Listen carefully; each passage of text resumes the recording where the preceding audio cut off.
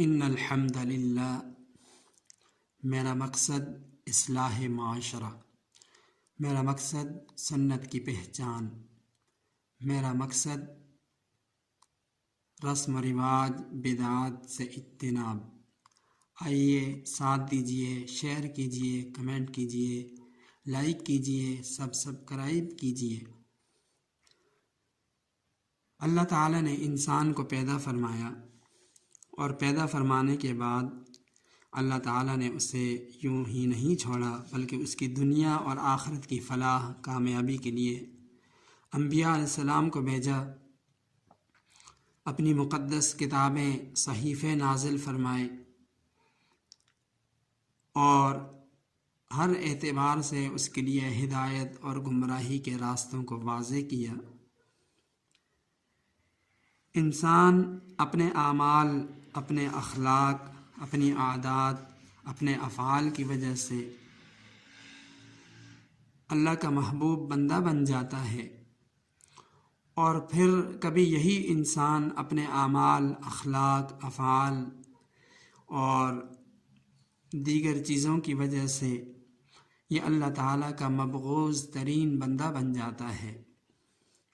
حدیث پاک میں آتا ہے، سرکار دو جہاں احمد مجتبیٰ محمد مصطفیٰ صلی اللہ علیہ وسلم نے فرمایا، 3 قسم کے لوگ ایسے ہیں کہ اللہ تعالیٰ نہ ان کے ساتھ شفقت، رحمت، مہربانی کے ساتھ کلام کرے گا، نہ نظر رحمت سے دیکھے گا، اور نہ ان کو پاک صاف کرے گا۔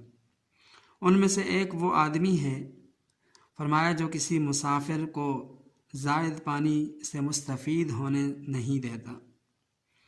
مثلا کسی کا کنواں ہے، چشمہ ہے یا کوئی نہر وغیرہ ہے، اپنی ضرورت سے پانی زیادہ ہے، مگر وہ کسی مسافر کو پانی استعمال کرنے کی اجازت نہیں دیتا۔ فرمایا ایسا شخص اللہ تعالیٰ کی نگاہ میں مبغوض ترین شخص ہے۔ دوسرا وہ شخص جو نماز عصر کے بعد جھوٹی قسم کھا کر لوگوں کو سودا سلف خریدنے پر آمادہ کرتا ہے، جھوٹی قسمیں کھاتا ہے اور اپنا سودا بیچتا ہے۔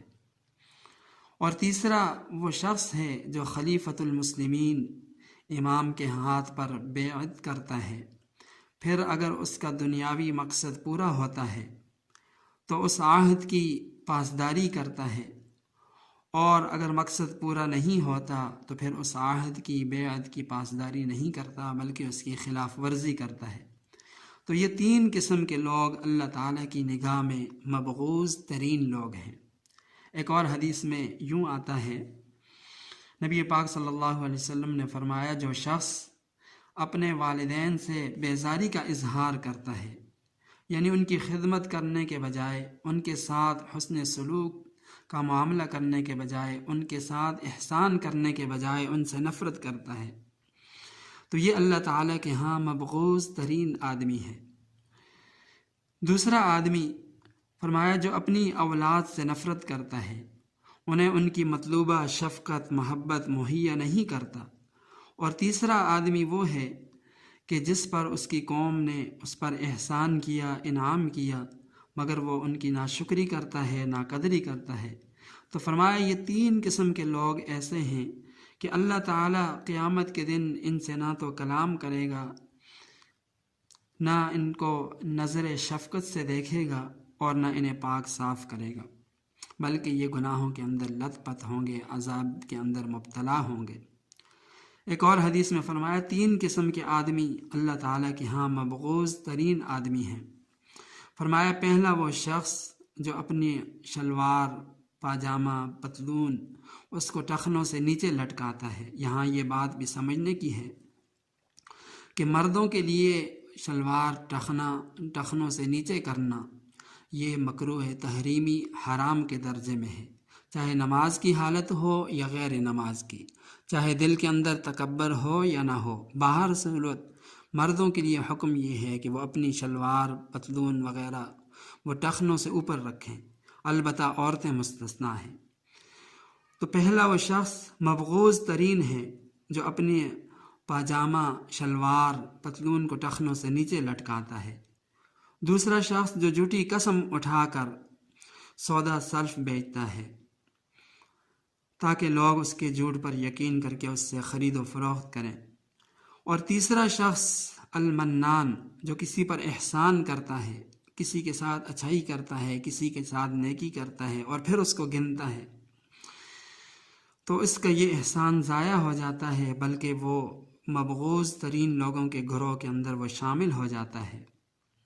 تو انسان اپنے اعمال، اپنے اخلاق، اپنے افعال کی وجہ سے اللہ تعالیٰ کا کہ ہاں وہ مبغوض ترین بن جاتا ہے، اور وہی انسان جب سدھر جاتا ہے، جب شریعت کے اوپر عمل پیرا ہو جاتا ہے، اور پھر وہ اپنے اعمال، اخلاق، افعال، عادات کی وجہ سے اللہ تعالیٰ کا محبوب ترین بندہ بن جاتا ہے۔ حدیث پاک میں آتا ہے، آپ علیہ السلام نے فرمایا 3 قسم کے لوگ ایسے ہیں جن سے اللہ تعالیٰ محبت کرتا ہے۔ پہلا وہ شخص ہے جو دشمن کے مقابلے میں جہاد کرتا ہے، پھر یا تو فاتح ہو کر لوٹتا ہے یا شہید ہو جاتا ہے۔ فرمایا دوسرا محبوب ترین آدمی وہ ہے جو کسی قافلے میں شامل ہو کر سفر پر جاتا ہے، پڑاؤ کے مقام پر قافلے والے سو جاتے ہیں اور وہ خدا کے حضور کھڑے ہو کر نماز پڑھتا ہے، اللہ تعالیٰ کے ہاں کھڑے ہو کر مناجات کرتا ہے، آہ و بکا کرتا ہے، عاجزی انکساری کرتا ہے، اور پھر جب نماز فجر کا وقت ہوتا ہے تو اپنے ساتھیوں کو بیدار کرتا ہے تاکہ وہ بھی نماز پڑھے۔ تو یہ اللہ تعالیٰ کے ہاں محبوب ترین آدمی ہے۔ اور فرمایا تیسرا محبوب خدا وہ شخص ہے جو پڑوسی کی تکالیف پر صبر کرتا ہے یہاں تک کہ اسے موت آ جائے یا اس پڑوسی سے وہ علیحدگی اختیار کر لے۔ پڑوسی ہے، دن رات اذیت پہنچاتا ہے، ذہنی طور پر، جسمانی طور پر تکلیف پہنچا رہا ہے، اور یہ ہے کہ صبر کا پہاڑ بنا ہوا ہے، صبر کرتا جا رہا ہے، تو فرمایا یہ شخص بھی اللہ تعالیٰ کے ہاں محبوب ترین انسان ہے۔ اللہ تعالیٰ ہم سب کو اپنا محبوب بندہ بننے کی توفیق عطا فرمائے۔